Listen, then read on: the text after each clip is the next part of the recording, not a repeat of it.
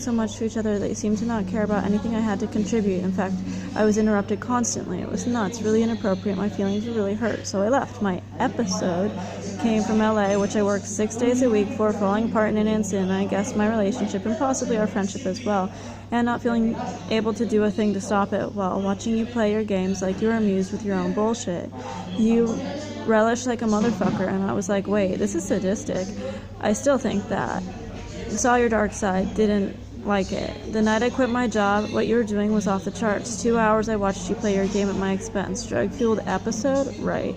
You saw me take drugs other than weed? No, you didn't. That's why you don't have proof. I'm not worried you have proof, because it was in the weed. So, why is me getting drugs something to scoff at / use as a scapegoat? It's not my choice, not my responsibility. Another falsely stated, vacuous claim that accepts no responsibility by you. I'd like you to acknowledge the ways in which you're being deliberately hurtful. It was and is not okay, and somewhere you know that, but history predicts you won't / can't, and are changing the story to that you got kicked out. Yeah, at the time you were supposed to leave. I held my boundary. If you're offended, okay, I guess, but don't exaggerate to fit your uncomfortability. I left to give you a house I felt you needed more than I. I could have kicked you out, but I didn't. I removed myself from the situation. Still don't see the more rational solution. You also had a car and money to stay elsewhere. It's not like you were on the streets. Petty? In general? No, not at all. However, when I'm pushed to the extreme, I will go tit for tat. That's correct. And that action might very well be petty. But usually what I'm saying is way more pointed than that, and than that I go with. Petty doesn't hit the mark, nor does it satisfy. I'm giving you a lot here. Entitled. I've worked for nearly everything I've had in life against many obstacles and sources of oppression, way more than your average white girl, as it were. You recognize in conversations past many times that it's difficult for either one of us to have our needs met because of how we didn't feel worthy or entitled, actually. As a person from Marin, I do have an inherent sense of human rights I deserve, yes, and there's some entitlement in having grown up in that town. Perhaps an unconscious quality of life goal, but not a snobbery, as it were. I've fallen in love with the poor boys since before pre-K, for example. To be around is not necessarily to be part of. Having grown up in my household, that there's much I was entitled to it all. More has been stolen me from my family than given, so yeah, I guess you are changing your previously stated opinion. If you care to elaborate, go ahead. Maybe I'm not getting the reference. Greedy? You aren't even talking to me on this. No basis in history or reality. Brat also doesn't apply, and this is where you're starting to scare me because you're just making things up. But interesting word choices, I know it triggers SF, as is your use of silly, their favorite, which appears you're doing here now. Missy is taking a point in which you know you're correct, my self-righteousness, and doing an almost thesaurus extension of the word to gain rightness in a category. However, your other words don't seem to apply, and you will struggle to find examples of how they do. Swell. I am unable to be kind. This is the only insult you said that was interesting to me because it was new. I've been kind many times, exceedingly rarely fuck people over, an accusation you made that seems to use your word conflated. Your citations are based on how you felt hurt. I can believe you did. No one fucked you over. I just chose not to be around you twice, and you seem to me not wanting to be there as a way for me to take responsibility for all that ensues in my absence. Sorry, no, that's not how life works. Especially because my motives for not wanting to be around was emotionally responsible to us both and not in an arena which I benefit. You also take zero accountability for why I opted to not be there. When I know it's going to be a fight, let me rephrase. When I know you're looking to fight, I opt out. But you fail to notice the ways in which you like to antagonize. I'm not God. I can't open doors or make a pair of sickos attack you. It's not like I knew you were in a bad situation, didn't care, or didn't help, unlike those who have watched me struggle for 3 years, for example. Just like had my night gone differently, it wouldn't have been on you for yelling about your stupid boots to begin with. It seems like you are hurt and looking to blame someone. Blame him, blame her, blame Joe. I wouldn't have been at that bus stop with you as I didn't need the bus, nor would I have driven you home because it's north, not south. You being hurt and looking for someone to blame is actually the mark to take. No, I've been hurt too, I understand, but make sure you've got the right culprit. If you wanted me to feel pain about your misfortune, you very much have gotten it, but you want guilt, and that's your dysfunctional hang-up, not mine. The one that you seem to harp on most is a series of emails is me feeling better than you. It obviously bothers you, so I'm going to give you honesty because that's the love I feel I can give you, even if you say it's not, acting blah blah and stir horse shit.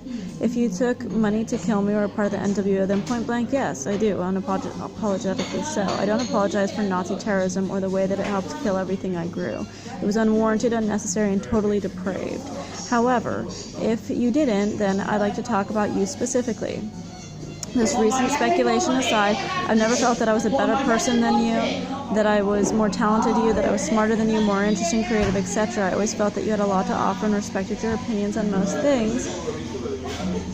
Always regarded you very highly. Where I think you're sensing judgment is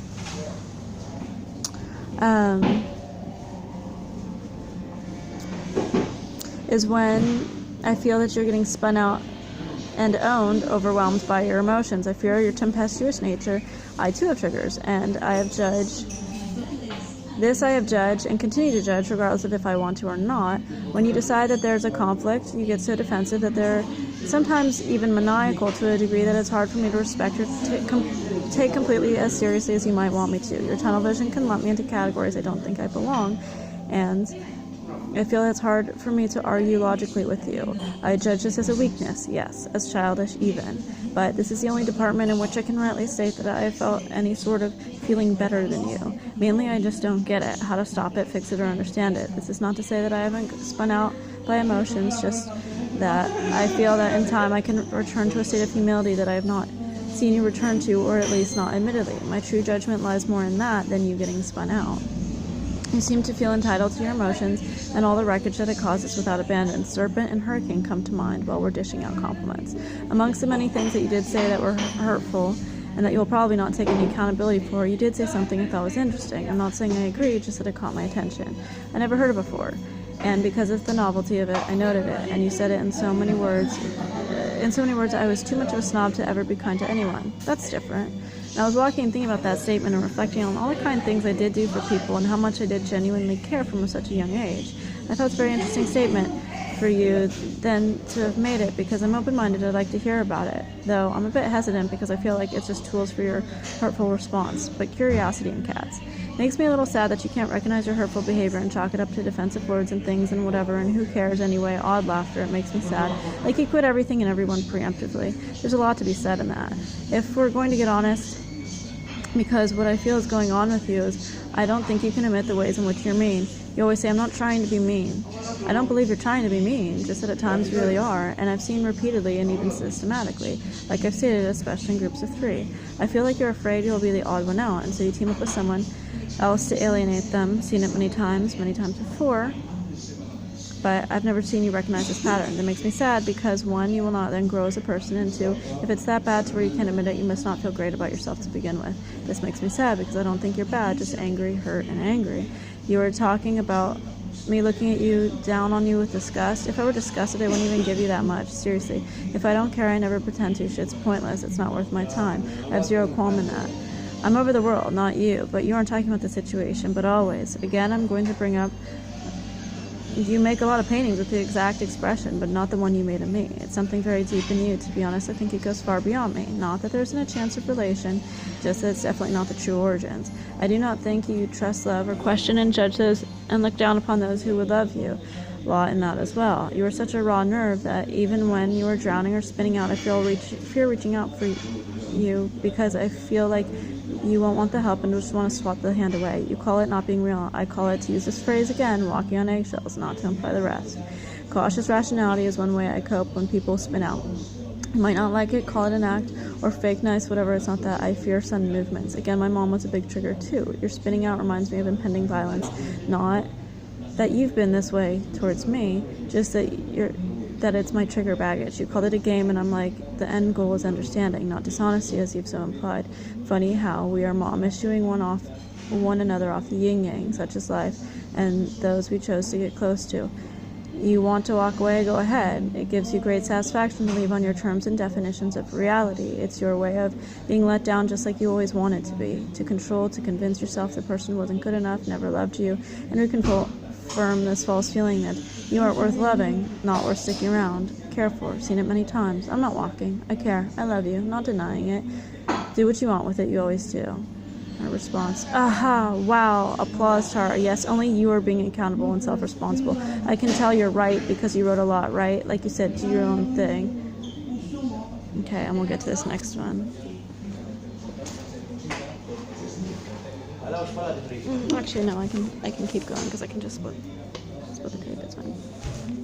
I assumed you were on drugs because it sounds like you believe what you're saying the last few days in regarding to telling me off. You also are making up a bunch of things that didn't happen. I totally disagree with that statement, that's why I'm like, oh, she sold out. Which all somehow make you look benevolent and kind. It's weird how you only mention yourself and it makes you look good.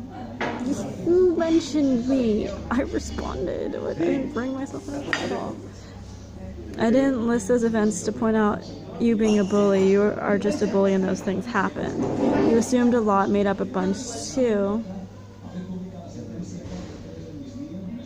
It sounds like drugs, speed, meth, heroin, chic. Oof, low. Using me as your scapegoat, cool. Everything you said, fine. No longer care what you believe or think or know. I was worried about you for a long time, but nah. You're Leroy the junkyard cat, right? Right on, space cowboy. Okay, and then I sent her to those two links are to Elliott Smith's songs, King's Crossing and Fond Farewell to a Friend, and that was the last I heard from her, but I'll read you my response.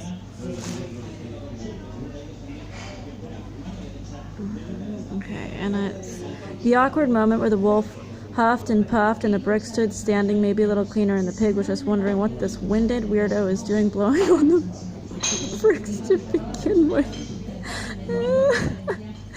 That's a funny visual. Perhaps try something more than hot air next time. Your drug claims are as ridiculous, flamboyant, and contrived as your recent insults. Might want to work on that. Where's your proof? Signed in crayon or floating around in what used to be of Larry's ball sack? I'm sorry. Ear canal. And I'm lectured on assumptions. Typical. Abstract and distracting music reference insults. Innovative. Space cowboy is better than a drugstore cowboy. I understand that shiny boots are uniform requirement, but gosh, it would be nice if you didn't look so overeager while scrubbing them. What I find interesting about your repeated questions, why am I the kind one, benevolent one, nice one, isn't so much your adjectives as it is the use of the word one. One of what? Two. Aha, I didn't realize that this was a competition. My bad. You, and then my autocorrect split and changed words. You do this. You don't have signs of accountability at all, but go ahead and find it. You won't because it would require transparency, and heaven forbid you have that. I suggest that you get a grip around something more than my neck. Murder isn't a cute look, no matter how hard you try to justify it. Putting out a light doesn't make yours any brighter, so I'd ask you to stop pissing on my garden and tend to your own. Might be surprised to find out how much more beauty you can cultivate that way. And that was the last of our communication. So I guess as I'm looking out, I would like you to look at it. Are her claims founded? She's claiming that during the conversation, I'm bullying her and I'm, starting things and making assumptions. And do you agree? Is it how she's saying? Maybe it is, maybe it's not. So I'm just putting the question out there.